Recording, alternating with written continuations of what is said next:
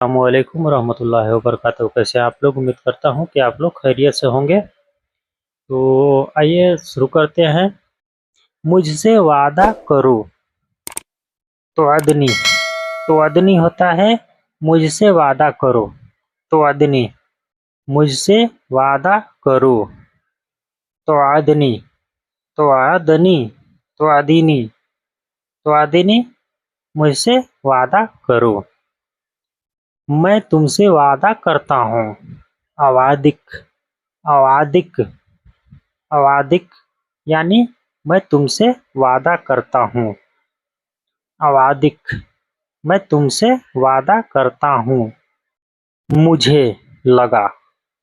अबाली अबाली अबाली होता है मुझे लगा। अबाली मुझे लगा। है फी का इस्तेमाल होता है कहने के लिए। है यानी फी। शई होता है चीज।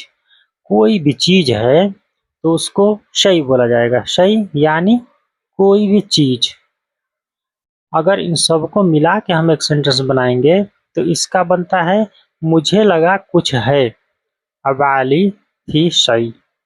अबाली फी शई मुझे लगा कुछ है।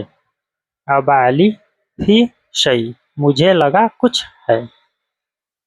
मैंने पहले विश नहीं किया।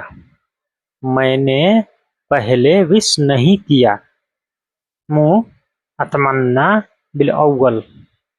मुँह मतलब नहीं होता है। मुँह नहीं। अतमन्ना कोशिश नहीं किया या विश नहीं किया।